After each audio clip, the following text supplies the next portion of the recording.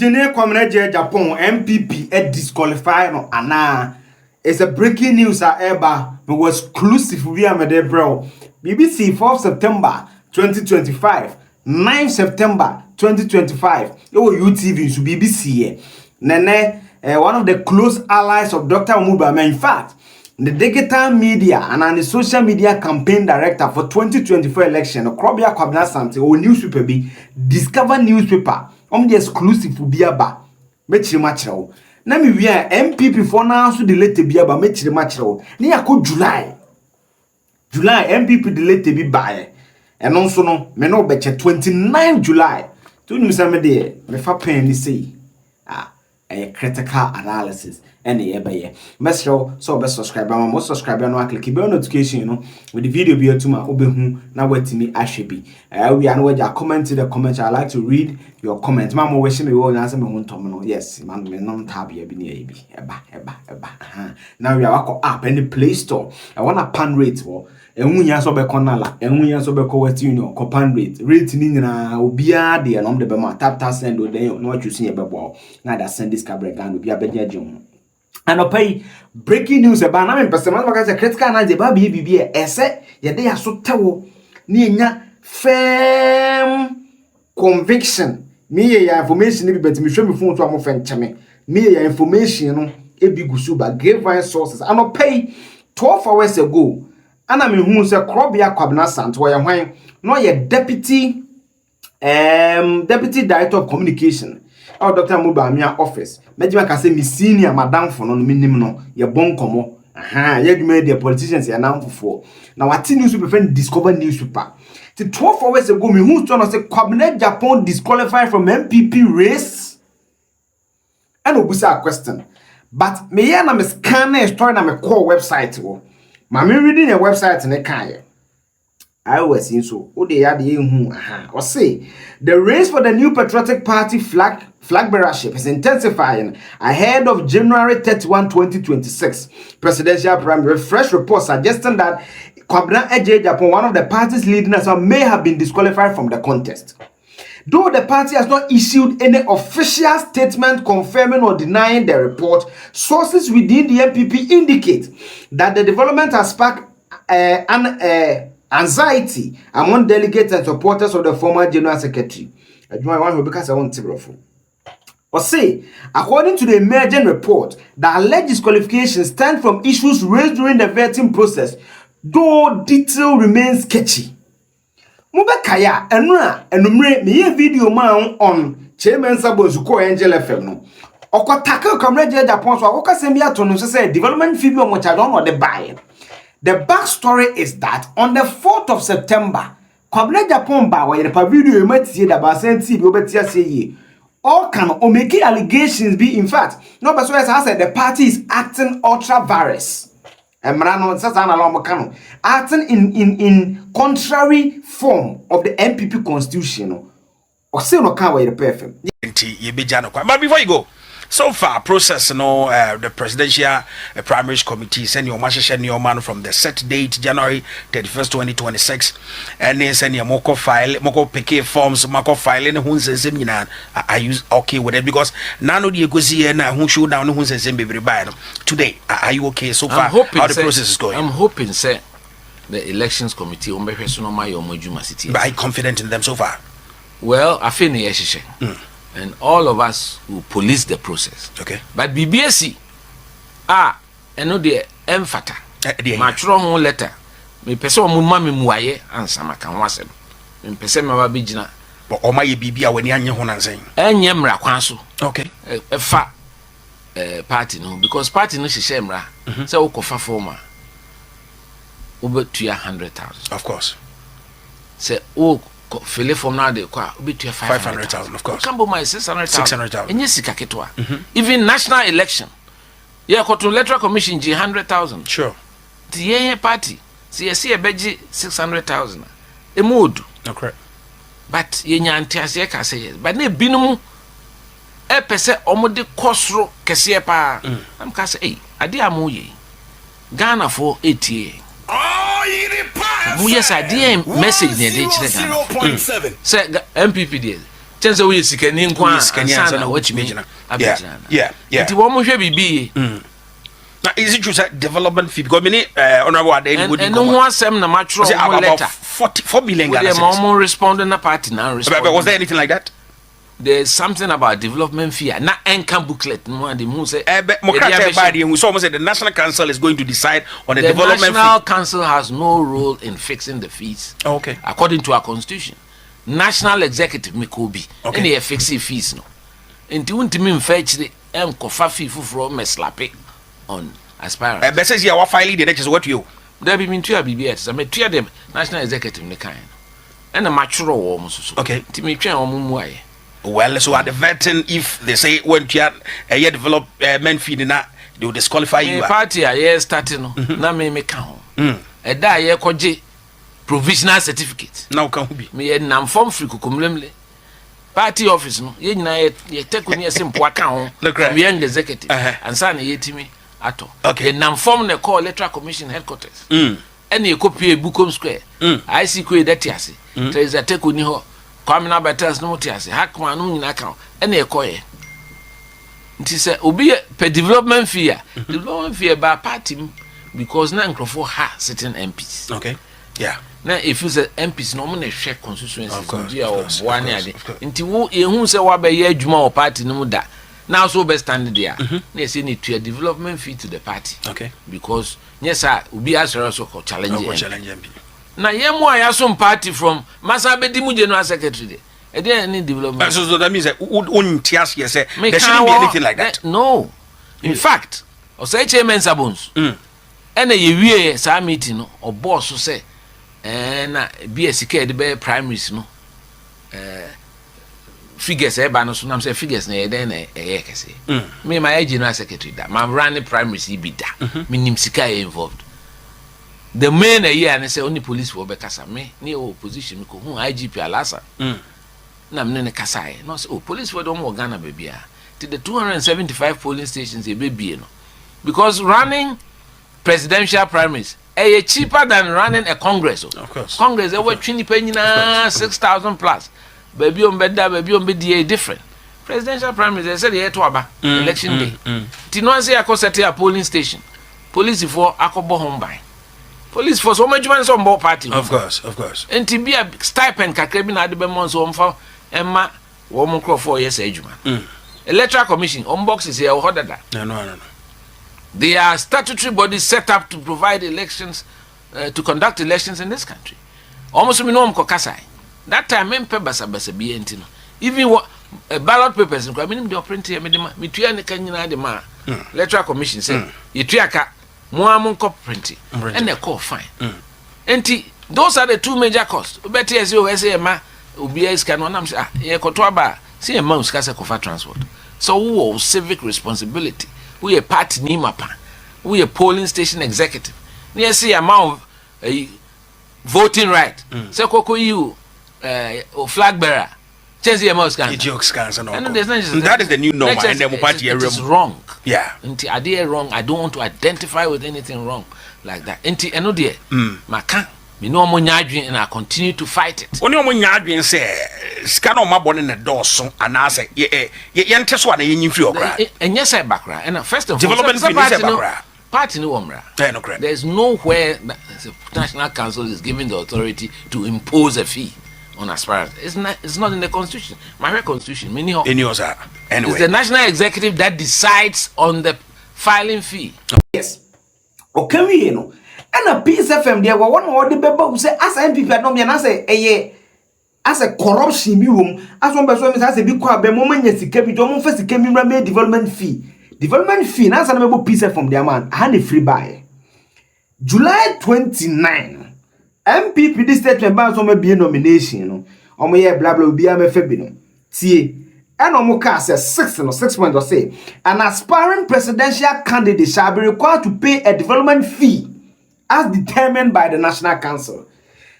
As determined, the first person who better say development fee me at no engineer adenimo afi MPP Frank tu akansia party no say be no 31st January 2026 me adanimo me nka ho aditra be na otwemienu ni me de krata ba abonten di me nyina so ntia sa kansie we no matwem ho afiri ho de di kan me se emre a ye ba bi di sa di bre no inappropriate political timing sabi party a yaba opposition eni afe musumi nsiemu a bosome nso yesi ye bie kwan se yesa akwa akoyi de obetu franka de amaye enti de edika mehu se eye rush ye prepare ye ho de akodi sa adwuma yi a ehun sunsanso no me mafem no emwa party no adenti no wosi ekoyi franka tuni na wotwen a beye infie miensa ansana yako the next general election eja 3 years flag bearer one yoko bedroom maybe no in the course of the 3 years ansana general election abano you may become irrelevant, or let me put this word, you may become even useless. Or yes, no hoba phone nipa. I didn't so turn ho cha na manfo stick into manfo adwene musa semasi e na wo gina ma NPP. Eja onim Ghana ha say pewa na e beto aba ma wa eyi busumi nsia kra na omo pewa o beto aba ma. Enye emfie miensa emfie mienu no. Eye usu no oban ene de Ghana fo ahwe wa kari wa hwe no mbe hu no. Enu nti say busumi nsia na akwanya no kra beba for you to the next general election Ghana for the 2 million no ebe ma. Ti minyira so edi kan ne say ye prepare ye ho. Ye be nomination July 29th, which was just 7 months apart by opposition. A form why ye was say ye heal ye ho, ye mabuto ye mu eba, na ye siesie mu omaye no, ye see there be, na emom, ye kuyi franka tuni no a, ebema ekuo ni mu, wentwi, metiu makau, atim didie ne de ekoso no nyina no, ano bebrase. One kasa, embrase. Minya so tosu mienu, me say, party, through National Council, the second highest decision making body, decision oye and say, instead say ye be free ye party reorganization, elections in a free a form akosoro a ye bottom up no. This time no more ye na top down no. Me mfwaso. It was a untimi nye bibia clockwise cycle na twam ababesi a was a chance for no a we see there be National Council decided say yenko anti-clockwise na hunsun so meanwhile flag bearer no de a form ni nyina ye build the party structure ni ye foundation is solid, first floor, second floor, bibia ya hihye ne ya flag bearer no mra no sabi obi o ti mekura asi nyina mpon wo mampon no flag bearer bi e den beba no wonim se wo no e wo so ye adwuma de boa ma party no edinkunim nti aden na this time ye reverse no nti sa top down approach no me aden ni momemfo aso sa National Council decision na ye implement no me ma fam no emwa party no de toso miensa ase dwuma no ye kodidi amani pa baako nti mikrata me de ba abonten no it can be said there is bias seeming bias na say bibi kire se yedi amani pa baako de anaje say fairness free fair transparency ade so kwa kodi na saade no enimu a naje say enkoye ye twachia no e de akoba bi foforo enti eja menyina so miensa megina so no ena de atoso 9 me krata me de babo enti de atoso 9 ne say ye disikasem aba be hyemu a emwa unreasonable and unhealthy monetization of this flag bearer contest and in chance here form party nomination form no party no turn 100,000 1 billion 2 filing committee na 500,000 or 5 billion. And a party national council so one said is I say the friend will be a yente ho mpanyin semda. I say friend no development fee. Wow person 2 franc bia we bet you 4 million Ghana cedis, 40 billion O cedis. Inti na hu sikasem nko ano beko akoye 4.6 million Ghana cedis or 46 billion O cedis. Na sabi eya Kwabena Agyapong amabetu mo ha no pay. Ade flagbearer position no ye ton. Ana democracy no abaye se wa sabi wenya sika obetimi ato nko na oso kwa na. Yes. Ana Kennedy so on the tour no ko kan say ye ju om 4.6. Can you believe me? A friend 5 contestants no. One city development obia between 4 million. 4 million because party no any capital. 80 me farm form 100,000. Me farming 500,000. Na me no me fi so mu di akro. Nti ma mfa anko. I want a branch back beka bu maso. Na 4 million no dey buy. Na say dey 4 million. I joke like look. And then Samewa ni yama me deadline. Set on the 5th. A deadline to bring my 4 million. So I have to give them 4 million. Yes.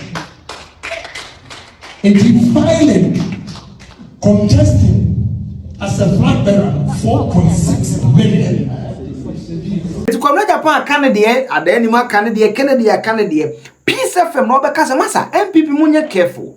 Nia mu ya no be samo chesa samo kwa be ma konye sika bi.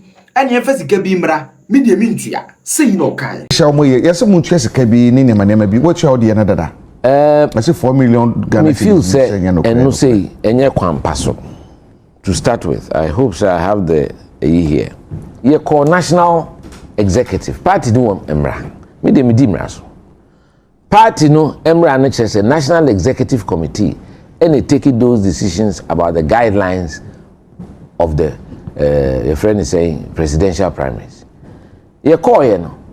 Ebinum started 2 regional chairmen me mo yedin omuni mi ho because me no matete se nipa bi akobopo say yempesa de nipa bebre beba ntino yemfa ebo no nkoso start free 20 million abonti ho de almost 10 na ba ko se 5 me te ho sa mpanifo nyina ate national executive na me sorry say na mo munim de ekoso o Ghana ya to aba ma Ghana for akire bibi say NDC for starting ye bibi say friend oral so day omo target an say omo gu ye hu fin say da bre ko abam no kita sese any proye na ekoye na mo be catch the as far as omo fa sika pudo 5 million emra as filing fee na 5 million wonim ni bo anansi say bi hu atọyenti no we don't value money. Now what message are we sending to the people of Ghana? Me can't say penny be sorry I can't for me so Macmenu Papa also and Kama was there. I said no, Sadi amo ye ide. Timi sorry and I may say look. Last primaries, it was just 2023. Between 2023 and 2025 day. Near my ben assessor. Yeah, quarter form and 50. Into me suggest say bit me increase 100. Because yeah, person yes. Say when him say oh yeah, unko 200,000 entry. And no and the non-refundable uko form o the bo one farm or in the party. Nemum uko ye near me so ye now they bar. Now the 400 I back on now 500. Last time 350. We feel that was a reasonable progression. We can't 500 because oh Kwabena say 500 there na 500 no enter on 100 no separate. Eja baby no mo di free bad ntino. Na me eji nyina agi tum. And the party taking decision at neck. Say uko fa 100,000. O dey bar 500,000. 600,000 eja Kwabena ezika ketwa. Enye sika ketwa. O Ghana has it. Yeah, be sorry so no. Yeah, we national executive. Yeah, be sorry so no. And former majority leader, Chairman Sabos. As I say, we Dr. Bawumia campaign manager. Ono na sorry ka say treasurer say you here 20 million as a send their organized primaries. Into no yenhwe aspirant bia and make a contribution. Or kind of say na mfizo. Well, contribution dey nyina contribution. Enti ende Kenya sembone. But to use it as a condition there, me no enyadwen. Now in any case, me my general secretary da. My running presidential primaries da. Yeah. Presidential primaries no. And this Congress Congress ya na ne boarding because uswa nipa ni nyina 6,000 delegates from all parts of the country. Ka do be kwa farm, baby on beda, aduane on bedi, venue on be high ne boarding. Into the last primary, some see you say 15 or say 14 or say 16 million about that, which is normal, which is understandable. But presidential primaries, you are just opening 276 polling stations around the country. Maybe that. Police for Neseba, Bebo Hubai. Me General Secretary, me IGP Alasan Kokai. Oji to Musa Omajuma, no Massadie, this on boy Hubai, this Kaka Krebia, a Dibema, Yankofo, and Electoral Commission, they are a statutory body on the year elections. And Tisika obe spending for presidential primaries. Minini say obetra 500,000 kra. Ballot papers ni ande obe printing. Intimidate sa sem no mo kan me no mo nya. It will seek us 4 million untia wo de. See e ka say de mintia. Obetia. I'm against it in principle. Okay. Me call vetting. The vetting committee were very civil. Omo ye de fata. Company for all is better. Hene Dr. Adokufo me no nyina na abam okufo obiamu ameme wo council no so vice president oni ade Lord come minimum. And I'm say me as a candidate I will make a strong commitment here and there out of respect for the committee. Say me I will make a big financial contribution to the party. But say be use to no as a condition there. Me no mo nya adwe. Ya brenya ye bia ne sa. Ye be ko And then NPP the statement about October 7 and so 2020 from saying invitation to participate in balloting for upcoming January 31st presidential primary. I bring you warm greetings, amen, from the Presidential Elections Committee and congratulate you on the successful vetting. The chairman of the vetting has directed me to extend an invitation for your participation in the balloting process to determine your position on the ballot paper for the upcoming January 31 presidential primary. On the Friday ni adia. Nipa no mu distribute man ko hedi ni ye 5 on Kwabena Agyapong di. So it's curious.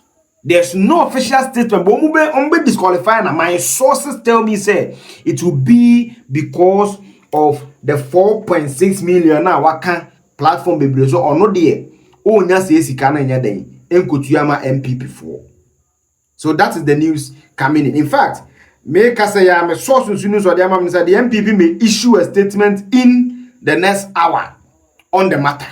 Eba on a critical analysis munim say me the bebrum tima mu busam say disqualified Kwabena Agyapong and disqualified no. This is what my antennas have picked so far. I don't want to conjecture. Omu disqualify na enya me wanwa. Because development fin NPP ni abre ho party omu ko position 3 months omu ntimi ntu omu salary there omu nika pre minim ntino. That is the fact I have for you now. I don't want to conjecture. Minim say when you me to subscribe to the channel or subscribe you are not click bell notification you know the video be to my boy no your comment in the comment section na yet me abon komo we are not app any place so one pan rate or download it na fanya the best of rate na far me to sika and no and the from you say to me here Ghana so here bye bye.